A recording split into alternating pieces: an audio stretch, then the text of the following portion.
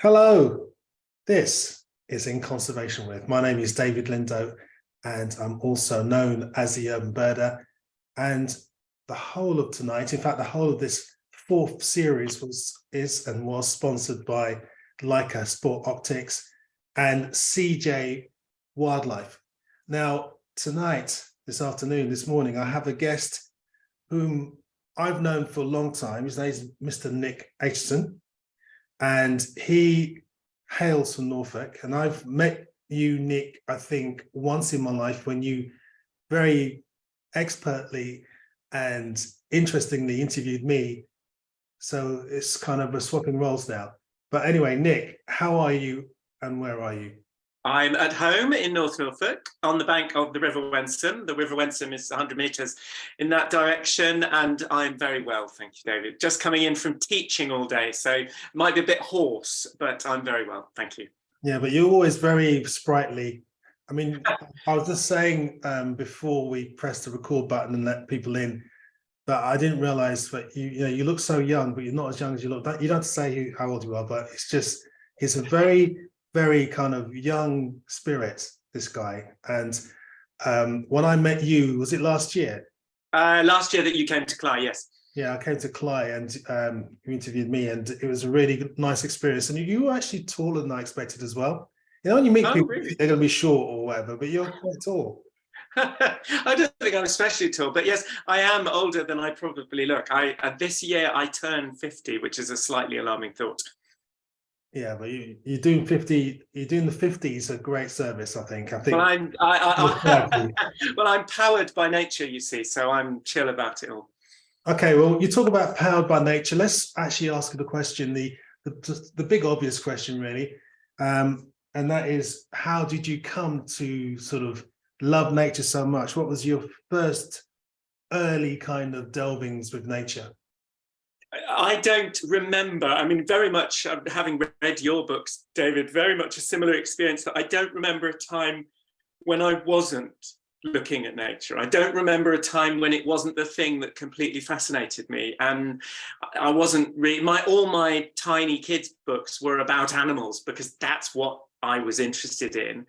And I was lucky. Now, you, people who are listening will know your story from your wonderful books and your broadcasting, that you had to teach yourself a tremendous amount and you had to make up names for birds and things. But I in a sense, had the opposite experience, that I had a teacher take me under his wing and take a number of us kids. In fact, it was a mixed school, but we were all boys who got into wildlife at an early age. And so I was shown the natural world, which was the most extraordinary gift, the most unbelievable blessing, to have someone open the door of the natural world and tell you how things worked and where to look for what and what things meant. And of course, then you're set off. You speak a language of the natural world that then you build on throughout your life. So the simple answer is I don't remember a time when I wasn't fascinated by the natural world. And wherever I've been in the world, I've always ended up with a mentor in some way. I've always been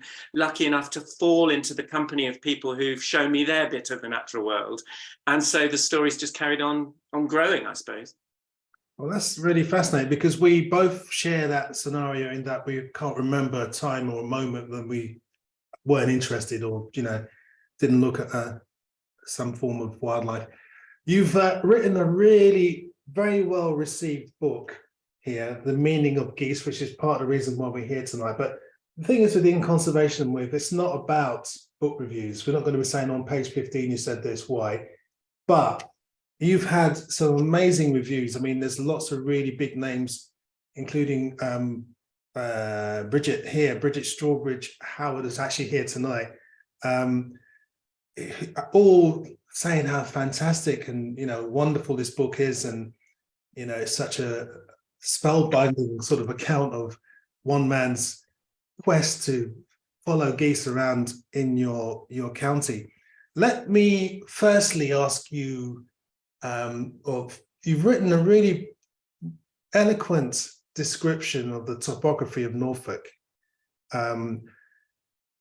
which really made me think a lot about Norfolk, because my first visit to Norfolk was when I was, I think, probably about 16, and my best mate drove his brand new old banger up to Norfolk. I remember we stayed at Clyde, in the Clyde Hotel, you know, on the beach in the car. So excited. We used to travel up, you know, the night before so we can be there for the dawn. And I remember, you know, sleeping in the car and hearing the cleeping of oyster catchers and not being able to sleep because I wanted to just get up and start birding. But can you just, in a nutshell, describe to anyone in this world who watches this in the future what Norfolk is? Oh, goodness me. That's a mighty question. So Norfolk is, to me, Norfolk is my home, and it's the home of generations of my family. It's just where we're from. But biogeographically, Norfolk is very blessed for a number of reasons. So in terms of the biodiversity that we have in Norfolk, we're at the meeting place of a number of different fairly big landscapes. So coming up from London, you've got the Claylands landscape, and we have the northern tip of that in the south of Norfolk. So that's a churned up glacial landscape from fairly early in the Ice Age, where you've got chalk and clay churned up together. That sits in the south of Norfolk. Then to the northeast of that, you've got the Broads. And the Broads, of course, is one of the most important lowland wetlands in the UK, which is the confluence of a bunch of rivers that drain about 2/3 of Norfolk that all end up in a coastal habitat, a tidal habitat called Breydon Water that goes out to sea at Great Yarmouth. And then north of that, going round to the north coast, you've got, again, glacial, but much later glacial landscapes where you've got sand and shingle pushed onto the land to form a cliff-like landscape. And you've really got, people say Norfolk's flat. When you're on a 42-year-old bicycle, as I was in my book, it's really not flat at all. But there you've got a rolling landscape, and that's the stretch of cliffs that goes all the way around then to Weybourne, essentially. And then you've got a low coastal landscape around the north, which is a mixture of sand dunes and shingle ridges and spits and salt marshes. And then to the south of that, ancient woodlands, and in the west, you've got the fens and the Wash. So you've got this enormous diversity of landscapes, and each of those landscapes has an enormous diversity of species. So we're so lucky that we've got so many iconic things in the Broads. We have swallowtail butterflies and cranes and marsh harriers, and in the Brecks we've got stone curlews and hawfinches and lesser spotted woodpeckers, and all along the coast we've got colonies of grey seals and common seals and common terns and little terns and sandwich terns and Mediterranean gulls, and a whole host of other species pretty much in every one of the landscapes that we're lucky enough to call our home. So we're very privileged in Norfolk. Yeah, I mean, I think Norfolk's always held this allure ever since I was a kid. I remember reading John Gooder's book, Where to Watch Birds in Britain, and reading about all these mystical birds can be found in Norfolk. And I remember the first time I actually went away on my own was in the mid-80s.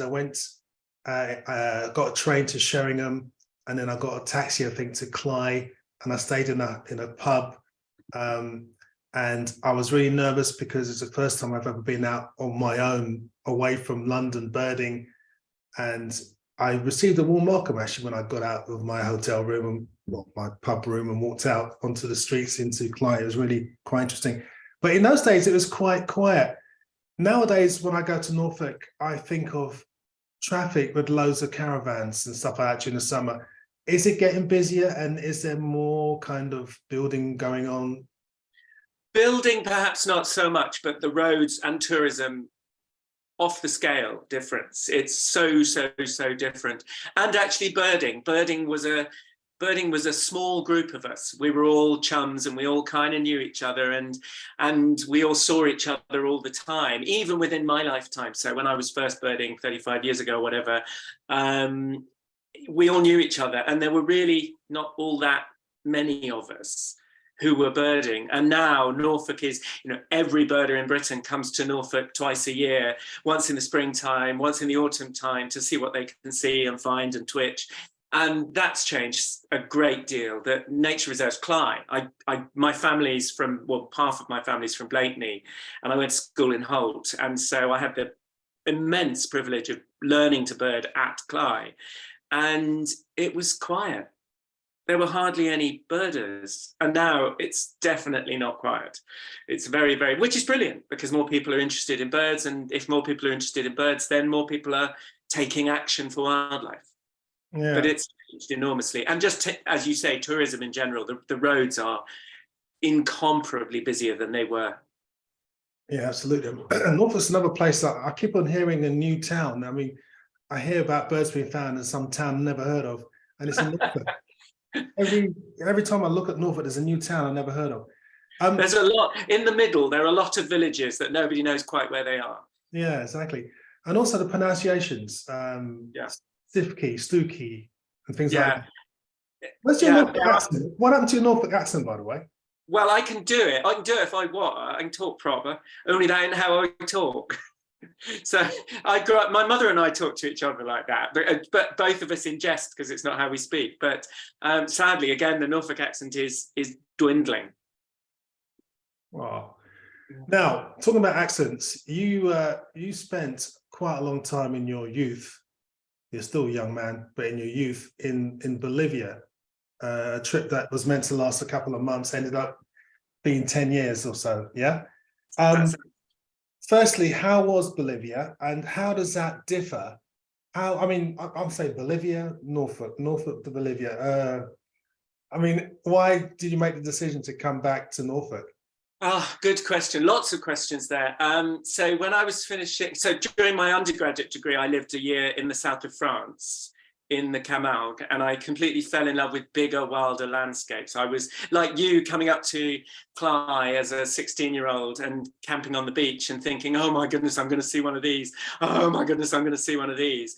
And I just went to live in the south of France with this idea of, I have to see a pin-tailed sandgrouse, and I have to see a Bonelli's eagle, and I have to see a rock bunting, and I have to see an Egyptian vulture, and all these things. The scales fell from my eyes, and I became hooked on bigger and wilder and learning about new places. And as I was finishing then my master's degree, I received a volunteer opportunity to go to Bolivia and contribute to a study of austral migrant birds. And I went for 3 months, as you said, and kept being offered more and more opportunities. So very soon, that was initially a volunteer project, but then I was offered work doing all sorts of different things.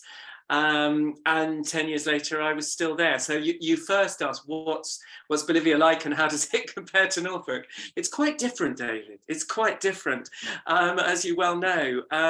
First of all, Bolivia is biogeographically divided. Again, it's the meeting place of a whole bunch of different regions. So in the southeast, you have the Chaco, which is the spiny, spiky, dry forest type that sits on the border of Paraguay and Argentina and southern Bolivia.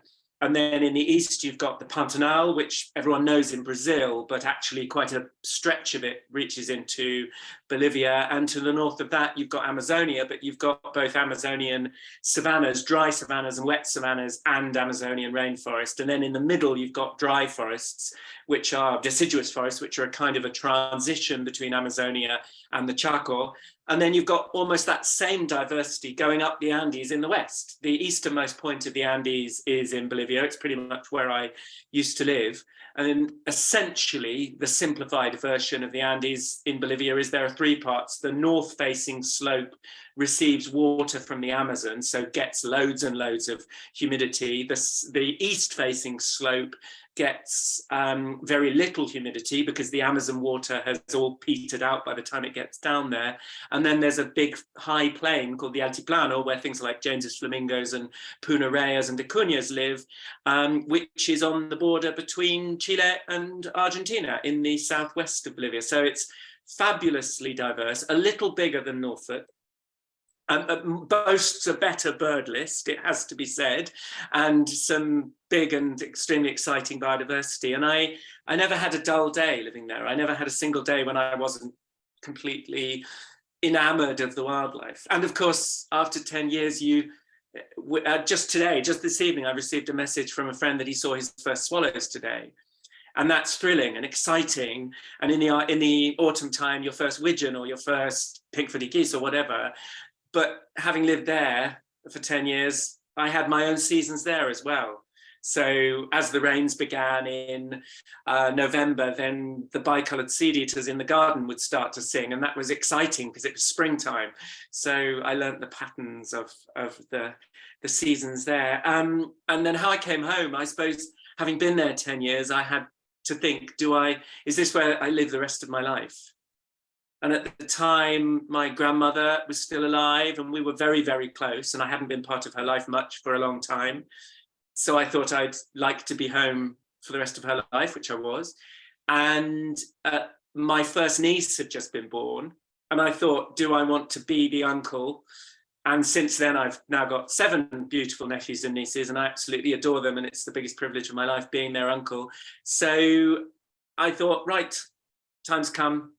And I fell into a job at Norfolk Wildlife Trust. It just sort of happened straight away, which was extremely, extremely lucky. And all these years later, here I am. Because in your book, you talked about, going birding, a friend taking you out and you're looking through, because you left your binoculars in Bolivia, didn't you? You're looking That's through right. Yeah. his binoculars, and, subsequently hearing a Willow Warbler singing, and the cascading song brought on cascading tears. Absolutely so. Willow Warbler is a song that it gets me in the feels, as they say. I think it's the most exquisite song, and it worries me now because willow warblers, with climate change, willow warblers are marching north. We're losing them from southern England, and I have about 10 pairs. If I walk half a mile upriver from my house, I have about 10 pairs of willow warbler, and every spring it's the one that gets me in the heart. And this particular early April, when I first came home, my parents very kindly let me live with them for a while. And I was walking on the Second World War airfield where I'd walked as a child, teaching myself about wildlife. And I heard a willow warbler, and I just found myself sobbing over this song, which had meant so much. They used to breed in my garden as a child because it's a, excuse me, we lived in a little village. And there I was confronted with this song that I hadn't heard in 10 years. And I was just absolutely transported. And I thought, I can do this. I can do this. I have my people here too. My people having feathers, of course. That's true. Now, the elephant in the room is, why geese? What is it about geese? Let me just quickly say, waterfowl. I love all birds, apart from maybe ringneck parakeets in London. But waterfowl, I've always, I love looking at them and stuff, but they've never really excited me, particularly ducks, actually. Apart from the gargany, I love garganies. What is it about geese? Because when you think about geese, when you speak to the average person in the street and you say goose, they think Christmas, or they think of the geese in the farmyards. They don't really think of geese or Canada geese, even if you live in a town or city. What is it about geese? So first of all, I have to agree with you that all the ducks I've seen in the world, which is most of them, gargany is absolutely the best. I think they're just fabulous creatures. I do actually, I love a duck myself. I have to confess, I'm a big fan of a duck. Geese, for me, they represent the great cycles of life. They're more than just a bird. They come to us, so you can't live in North Norfolk and not have a feel for the geese, because the sound of winter, the spectacle of winter, the sheer excitement of winter is the great flocks of pink-footed geese. And I don't know a single person who's interested in nature who doesn't hear the pink-feet going over and rush outdoors every single time. So they are this thread that binds us to the Arctic. They fly here, the pink-feet that come to us from Iceland and from Greenland, the ones that come from Greenland, they can be one day standing in the footprint of a polar bear in northeast Greenland, and the next day standing in a field of barley in Norfolk. And we feed them accidentally through the winter. They feed in our grazing marshes, they feed in our sugar beet fields, they feed in our maize stubble, and early on they feed in our barley stubble. And then they take those genes, that carbon, that water from Norfolk, and they breed using that energy from us in the Arctic. And then they bring their young home. bearing stories with them of the tundra and the musk oxen that they've seen if they've been to Greenland, or the Arctic foxes they've seen if they've been to Iceland, and the Greenland red poles, and all of these wondrous beings, and they bring their stories back. So they're more than just birds. They're a thread that connects, in the same way that these days people are, I think much more so, you'll have seen this, in the last 10 years, swifts have become a bird that we really pay attention to, and a lot's been written about the emotional appeal of swifts. And we're prepared to think of swifts because they're dashing, because they're hooligans, because they're noisy. We're prepared to be excited about the great figure of 8 that they do over the African continent through the winter. And then when they come back, we're thrilled, and we know we've got them for that window of time. But I don't see any difference, really. The geese come bringing their stories of the Arctic, and they make such a thrilling noise, and they gather in such enormous flocks. I find them just mesmerizing. Well, you described the whole scenario so beautifully. I mean, do you think that most people know that story, or, you know, in terms of them nesting in the Arctic tundra and then coming to us and then heading back again? Do you think people actually understand that story? No, well, perhaps they do on a strictly intellectual level, that people know, okay, dark-bellied red geese come from Siberia, tiger bean geese come from Scandinavia, pink-footed geese come from Iceland. But I don't know that we humans have, everything in our society is set up to distract us from the natural world. We've spent 200,000 years as a species living in the pocket of nature, having to know the seasons and the soils and where the water comes from and when the animals migrate and when it's freezing cold. And that our survival has depended on these very things. So many cultures around the world migrate themselves according to the seasons, or have done traditionally, either for their own survival or their livestock survival, which is essentially the same thing. Many cultures depend on the rains coming, and some years the rains don't come. Many cultures have traditionally depended on an understanding of the movements of their livestock, or not their game, their prey. And we've divorced ourselves in the global north. In the space of 3 or 4 generations, we've gone, I prefer to live in a digital world. I prefer to get all my resources that I need from boots, though other chemists are available, and from a supermarket or whatever. And we've got into this situation where the natural world is just a background. It's not the thing that we live our lives in, but it is the matrix in which we exist. We're all sitting here breathing air, it's respiring oxygen which plants have made for us. We're digesting the last thing that we ate, that whatever our dietary preferences are, came ultimately from soil, from sunshine, from water. And yet we do everything in our power to divorce ourselves from this miracle. And so I don't think people, perhaps I'm naive, perhaps I'm just flowery, and I see the geese and I feel humbled by these beings that are so much bigger than me. And I think that's a good way for a human to feel. Yeah. So what made you write this book? Very good question. I had traveled a great deal. When I lived in South America, I ended up leading initially just in South America birdwatching holidays. I speak Spanish.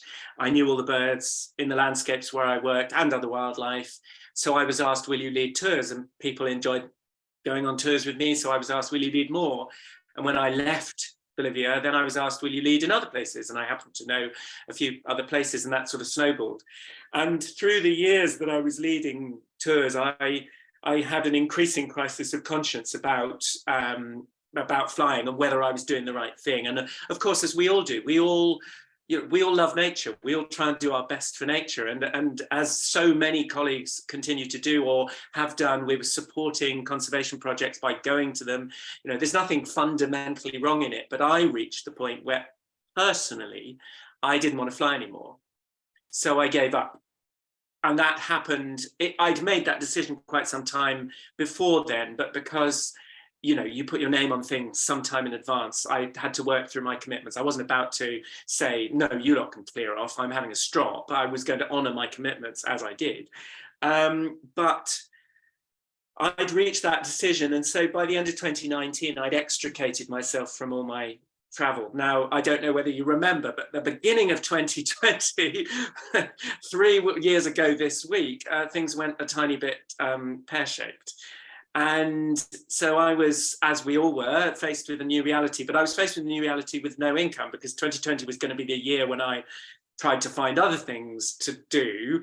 And also because of a health situation in my close family, I couldn't go near, I was very, very isolated. And that's, you know, we all faced, many of us lost loved ones, many of us lost our livelihoods. I'm not saying my situation was uniquely bad. It wasn't, by comparison with millions and millions of people around the world. But this is how I came to write the book.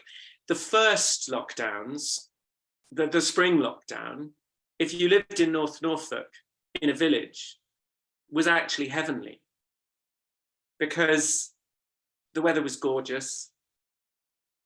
I sat outside in my garden and heard common scoters migrating over my garden. I had a white-tailed eagle fly over my garden. Every day I went out at 5 o'clock in the morning. A badger trotted pretty much over my toes just outside my front door. There were ring-ouzels migrating through the valley. I saw bearded tits in the valley for the first time. It was marsh harriers nested right behind my house. I had 5 singing males of grasshopper warbler. I had 10 species of warbler, as I have done every year, singing just upriver from me. It was magical. And as long as I stayed away from anybody, it was safe. So it was a very privileged situation, but I'm not really very good at winter. And by the end of the year, I had still no income effectively, no chance of making any changes because we didn't have any control over the ways our lives were going. I still couldn't go. So by that point, bubbles had been introduced, but I didn't have a bubble because I needed to support someone very close in my family who was very vulnerable prior to vaccination. So I'd been completely alone and without an income for the best part of a year. And I thought, righto, Nicholas, you need to get through this winter. How are you going to do that? And in my shed was my mother's 42-year-old bicycle. And it's now imprinted in my backside after 1,000 miles riding the damn thing. But I thought, right, what you're going to do is get on your bicycle and you will join the geese, because you can't have people, so you'll have geese. And every day when I got home, I'd make notes in the field about what I saw and what it meant to me and what it made me think about and who it made me think about. And then I would jot thoughts down when I got home and scribble words about geese. And then that became the book. So when you were out looking at geese, I mean, what sort of relationship did you have with them? Were they all sort of random flocks, or did you come across flocks that you kind of thought, actually, I know you guys because you were here yesterday? Yeah, definitely a number of times. They tend, if left alone, the pink feet especially, will feed in the same field for a number of days. So yes, definitely. And there were particular individual, either highly recognizable geese or rare geese that you knew you were looking at the same individuals because there weren't any more of them, or some cases they were collared, you know, they've had a Darvik collar put on so scientists can study them. And so yes, there were multiple geese that I saw that I knew as individuals. Obviously in a flock of 20,000 pink feet, you can't know all of them as individuals. That might have been a flight of fancy too far for me to give them all names, but there were individual rare geese that I saw repeatedly through the winter. And there were individual slightly oddly coloured geese or whatever, or geese with rings or collars that I saw repeatedly. But yes, the general feel of it was that you'd find the same flock feeding for several days in the same place. And how far would you cycle on an average day? Well, on my 42-year-old bicycle, I never cycled more than 30 miles in a day. So most days would be 20-something miles because it's 10 miles from me to the coast. It's 12 miles, actually. But by the time I got to the coast, I'm in goose country. And very often, especially in the middle of the winter, when the pink feet were coming inland, then I might find a flock of pink feet closer to me than the coast. And depending on what I felt I wanted to write about at that time, because I didn't want to neglect Brent geese or the barnacle geese or whatever. So I would make an effort to go and find all of the geese so I could tell their stories. Yeah, tell me a bit more about the other geese you saw. I mean, obviously the pink feet were the prominent species, but how did the other geese differ in terms of, you know, where you found them and their behavior? So the other base goose so pink feet have just to give the basic winter of a pink-footed goose in Norfolk, they arrive in the beginning of September, and the first place they come into is the coastal marshes, and they feed generally on grass in freshwater grazing marshes, so Holcombe marshes, etc., for the first couple of weeks or more. And during that period, they make short forays inland to stubble fields. And they're not actually feeding on the fallen grain in the stubble field, because by that point, after some early autumn rains, the fallen grain has usually germinated. So they're feeding on the fresh green shoots of fallen barley and wheat in the fields. But they really only fly a couple of miles from the coast at that point, until sugar beet starts to be lifted. And then they fan out over the county, and they can go miles inland now. They didn't when I was a kid, but they do now. And they feed on sugar beet. They're real junkies for sugar. They feed on sugar beet right through the middle of the winter. And then there's a period just before they leave, and essentially they've all left now. They're about 1,500 still at Holcombe, of the 70,000 that we had at the peak of this last winter. And they then go back to the grazing marshes. So that's a pinkfoot's winter, and that's how you find them. You find them initially in grazing marshes and surrounding stubble.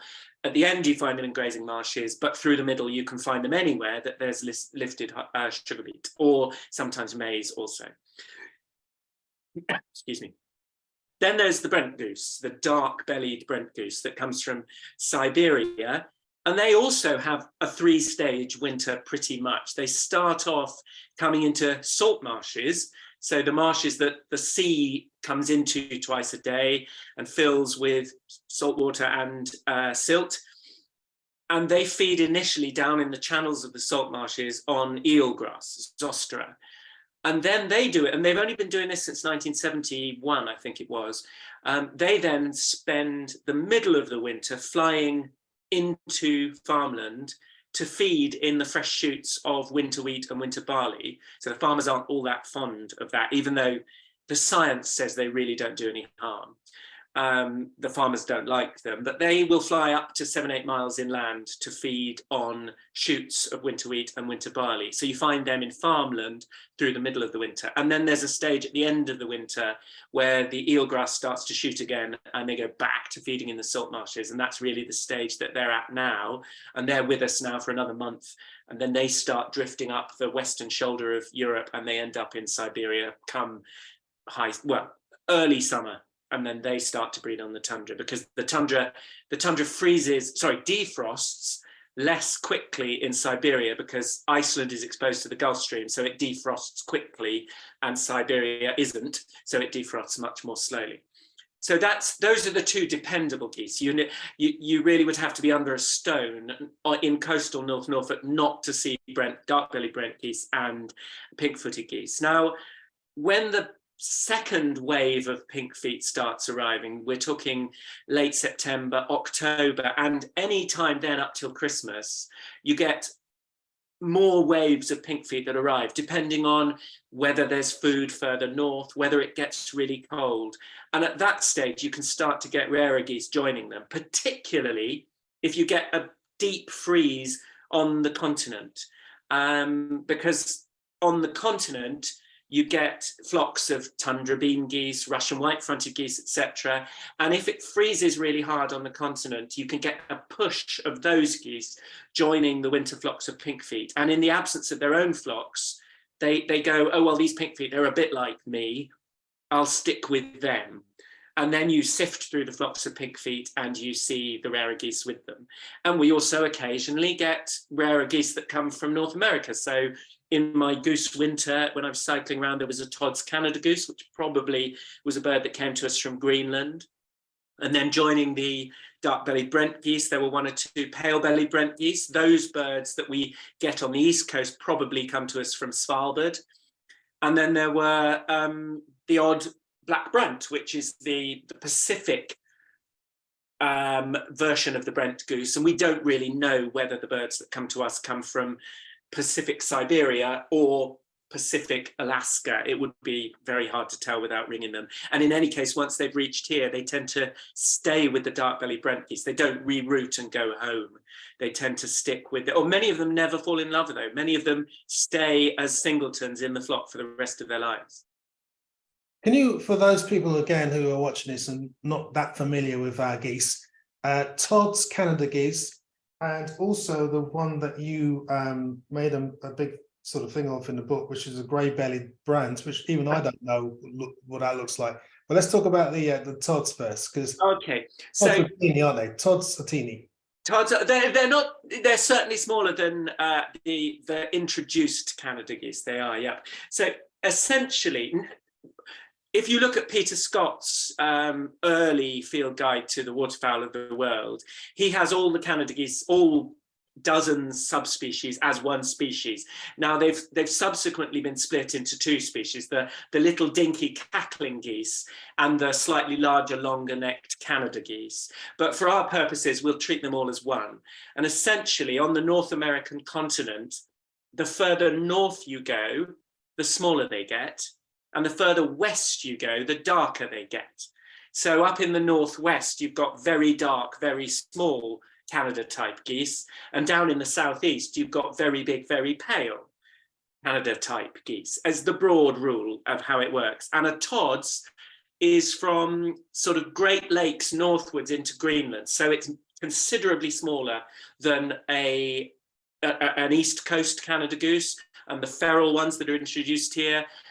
But it's still got a long, slender neck. In fact, it's got a very slender neck compared even to our Canada geese. And they behave in completely different ways to our introduced Canada geese. Our introduced Canada geese, I make the point in the book, actually, that even in the center of the biggest city, you can know a Canada goose, you can meet a Canada goose, you can feel the presence of something bigger and wilder than you by looking into the eyes of a Canada goose. But a Todds Canada goose would never be seen dead in the center of a city.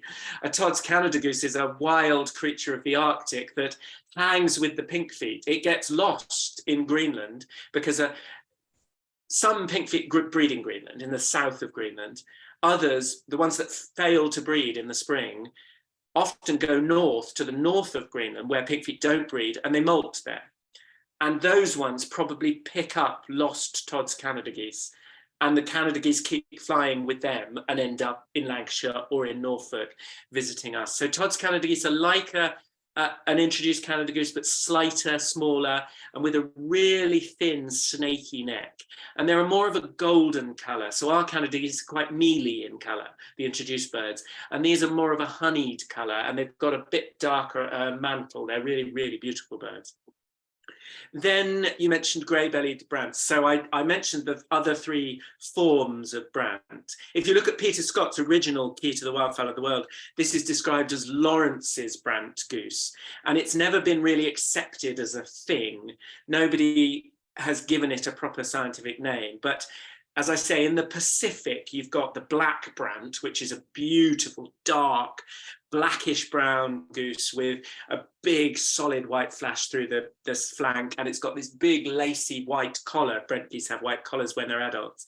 And then there's the dark-bellied Brent goose, which breeds in Western Siberia, and that one comes to Western Europe for the winter time.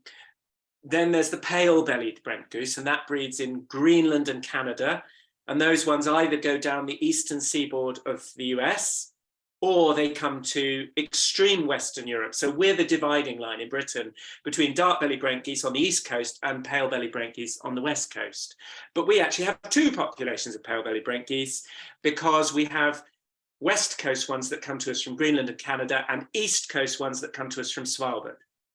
Then in the middle of Arctic Canada is the grey-bellied Brant, which looks somewhat intermediate between a pale-bellied Brant and a black Brant, but is a distinctive form, and they increasingly are found to turn up in pale-bellied Brent flocks in Ireland. And for years, James McCallum and Andy Bloomfield, James is an amazing goose artist and a stunningly good birder. And Andy is the warden at Holcombe, and they've been watching the geese for years. And for years, they'd been saying to each other, we'll find one of those grey-bellied brants in a pink-footed flock. It'll get lost, it'll end up with the pink feet, and it'll come down. And lo and behold, one did. And it stayed with us for 4 winters. And they are very distinctive. When you see them well, there is a whole host of characters about them that make them different from pale-bellied brents and different from black brents and very, very different from dark-bellied brents.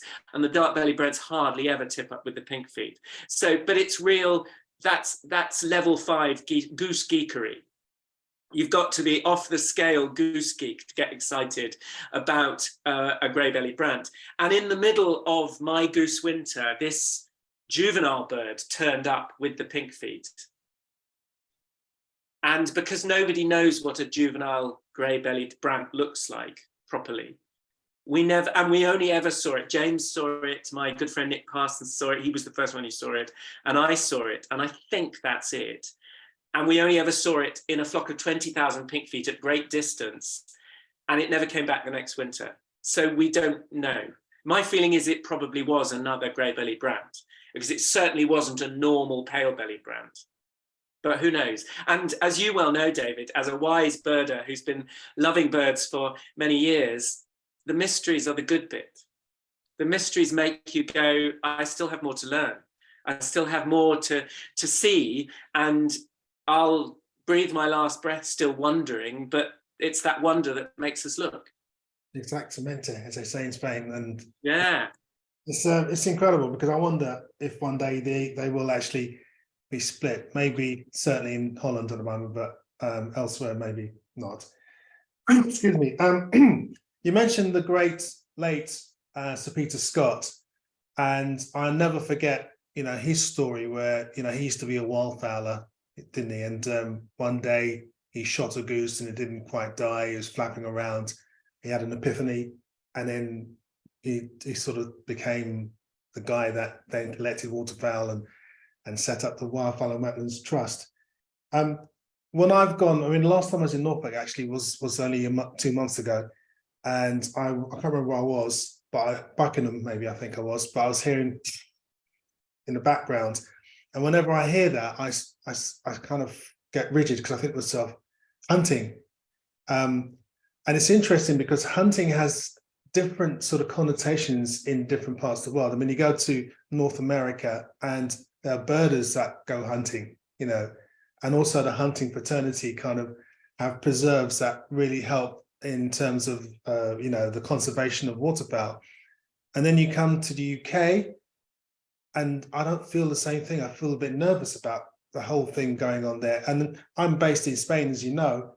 And, when I hear gunshots, I know that most of the time it's unregulated and they're shooting song thrushes and what have you. What is the situation in terms of the wildfowlers in Norfolk? Did you come across any in your winter of geese? Yeah, I actively sought wildfowlers. Yeah. And it's interesting that you mentioned Peter Scott, because the wildfowler I spoke to most knew Peter Scott, and he knew him as a wildfowler. And his claim was that Peter Scott, you never really lose that hunting instinct. You never really give up. He may have seemed as if I'm not saying he said quite these words, but he said, you once a shooter, you're always a shooter. But right at the end of the book, I spoke to Peter Scott's daughter, Daphla, who's herself a waterfowl scientist who studied Buick swans and a wonderful artist and an incredibly generous, kind, warm woman. Wonderful, wonderful person. And she was absolutely clear. She was adamant that her father had changed, that his whole sensibility had changed, that he no longer wanted to be part of something which caused pain. And she said he changed the way he perceived animals and our relationship with them altogether. But yeah, it's complicated, because we have shooting in so many different forms.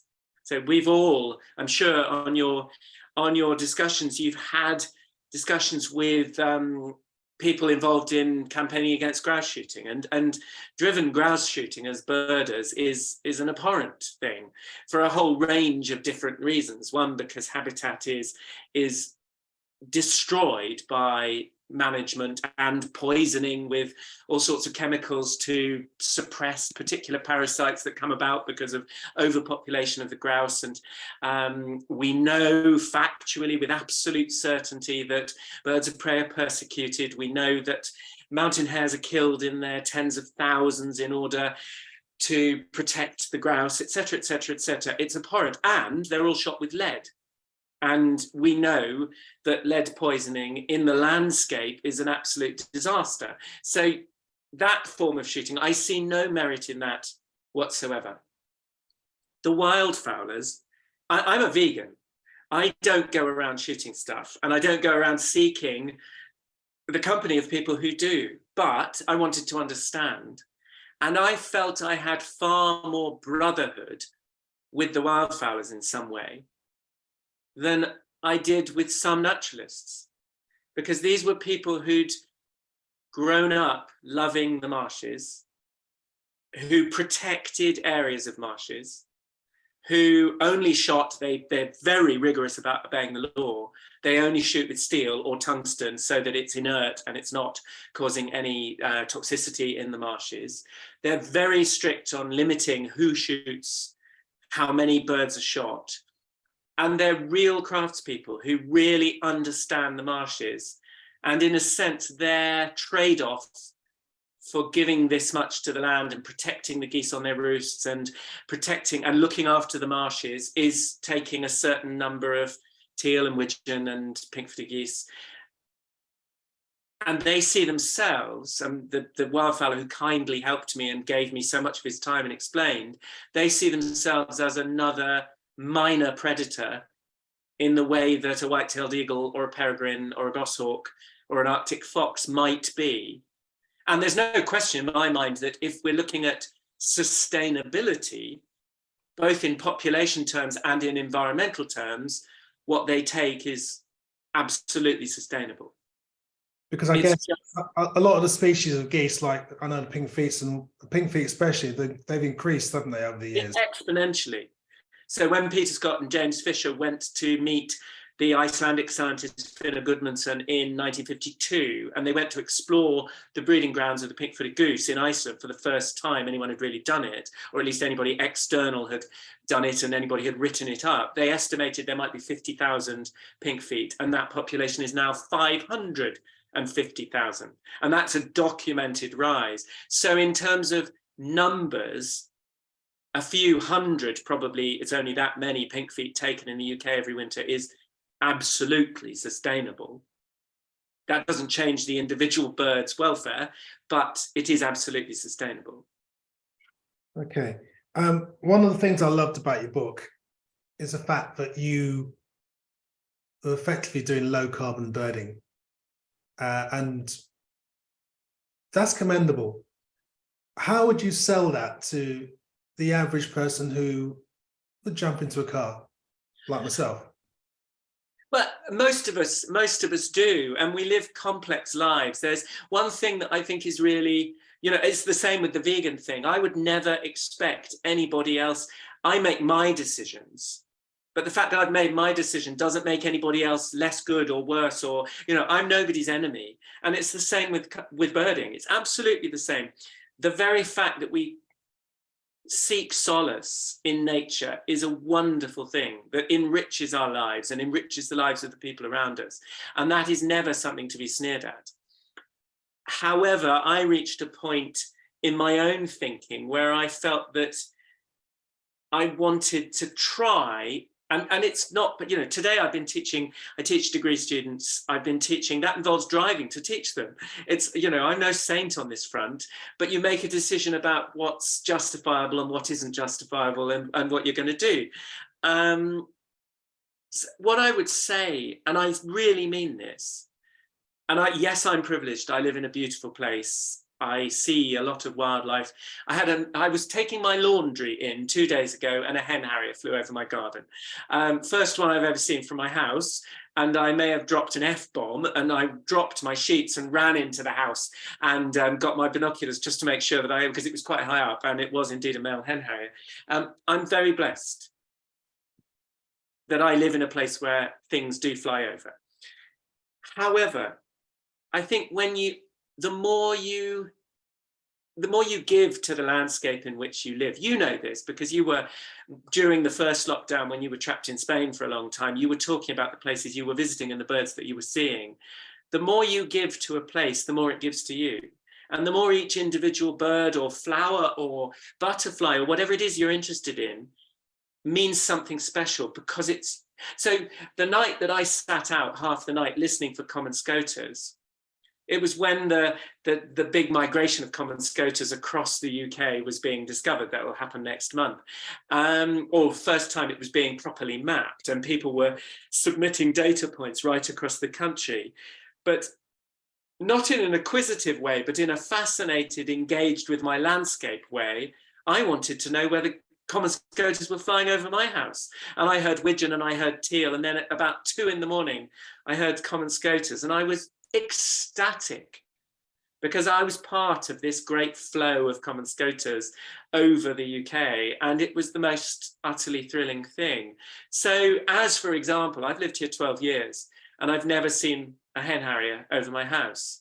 And the other day when one flew over my house, it was just the most thrilling thing, because it was, for that one moment, my hen harrier.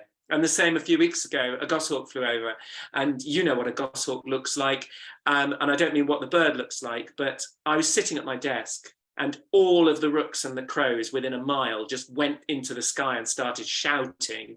And all of the gulls got off the duck pond, which is outside the front of my house. And I knew something weapons grade was above my house. And you know from that reaction, it's an osprey. It was too early for that.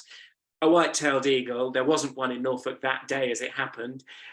A peregrine sometimes, or a goshawk. And I thought, this is going to be my goshawk. This is going to be my goshawk. So again, I leant out of the window, staring at the sky until I found a dot, then ran for binoculars, and my dot was a female goshawk. And that was better than all the goshawks in the world, like your ring ouzels on the scrubs. When they're on your patch, when they're your place that you've given the best of yourself to, it means all the more. Absolutely. So that's how I would sell low carbon birding. I think the more you give to a landscape, the more it gives to you. Yeah. And I'm glad you said that, you know, because sometimes it's like when you meet someone who's vegetarian and you go out for a meal, you kind of feel, shouldn't be eating meat, or someone who doesn't drink and you kind of think, I should have someone to feel a bit bad. And I think there's been a bit of a problem because during lockdown, there was a lot of people online shouting the odds regarding carbon footprints and saying, how dare you, and pointing fingers. And I get really annoyed by that, because I think to myself, you know, if you lived in the forest and just ate berries and you were barefoot, I would have total respect for you. But you're the same person that gets in your car and drives to Sainsbury's every other week, you know. So, but anyway, I think you're absolutely right there, David. I think the worst thing we can do is point fingers, because we're all in this together, whether we're interested in whatever aspect of nature, but also in the way that we're facing into the biodiversity crisis and the climate crisis that we are hurtling towards. Those of us who love nature, we're surely all allies. We're surely all friends. We have this common thing. And if we go around fighting one another, what a petty and silly thing to do if we haven't all reached the same conclusions on absolutely everything. We still, and it's the same with the wildfowlers. 90% of their interest in the land and wildlife is the same as mine. Then there's the 10% that I totally, for the life of me, don't understand. But I've got that 90% to work with. Yeah. And I, you know, this is another subject, we won't get into it now, but the hunting thing is interesting because I've recently been to Malta and I don't get the mentality at all. I'm not going to go into great detail, but one thing I will say is it's almost like the hunters there are our evil twin, because they also love going out to the countryside like we do, or going out generally looking at wildlife. But we look at it, whereas they shoot it, and they get just as much pleasure as we do looking at it. And but actually, had you been a birder in 1870, that's exactly what you'd have done. Yeah, true. All right, listen, Nick, what is your favorite goose in the whole world? Oh my days, that's a really tricky one, David. I think I'm going to say a tiger bean goose. So that, for anyone who doesn't know their geese, that's tiger, Taiga, which is the scrubby birchy forest that sits south of the tundra, and in fact very often coniferous forest as well. And the tiger bean goose, we have two forms of, basically right the way through Europe and Asia. Wherever you go, there will be two forms of bean goose. There'll be a burly, stocky bean goose that nests north of the forest, which has a big, deep base bill and usually a bit of a snarl in the between the mandibles, and which is one of the tundra bean goose, of which there are various forms through their range, right the way from Western Europe to Eastern Asia. And then there'll be a tiger bean goose, and the tiger bean geese are slender, long-necked things with long bills and this very elegant feel about them. And throughout my entire lifetime, Norfolk has had the only English wintering flock. There's one in Scotland near Falkirk, and our flock has tragically declined, almost certainly because of climate change, because they just don't need to migrate so far. And my whole life, they've been a holy grail goose. They've been part of Norfolk, but rare and special, something you had to make a pilgrimage to see. So I think I'm going to say tiger bean goose, but you've got me. It's very, very hard. The longer I think, the more I'll come up with other geese. Yeah, I've actually done that trip every now and again to the tundras. Yeah, I won't say where, the scats are still there, but yeah, Norfolk. And I know you don't fly anymore, but if teleportation was existing, where would you be teleported to if you could go somewhere now? Oh my goodness. There are three countries that I really want, that I've spent huge amounts of time, that I would love to be in right now. I'm going to say, if I'm allowed to choose a single country, I'm going to say India, because if I say India, then I get such a vast diversity of landscape and culture and food and birds and wildlife and just sheer beauty and humanity. Fabulous, fabulous, wonderful place. I think there's the idea for the next book. You cycle to India. Cycle to India. Well, that's very sort of Tim Inskip, Brian Bland in the 1960s, isn't it? Well, it's a new modern version, doesn't it? Get your mum's bike out, get it polished off and go. Oh my goodness me. I don't think I'd make it that far. Excuse me. Okay, Zoomers, just to let you know that there's one more interview this season, and that's with my good friend Lev Barakian, which I can, on the day I always pronounce his name properly, but when I'm not in front of him, I kind of slip up.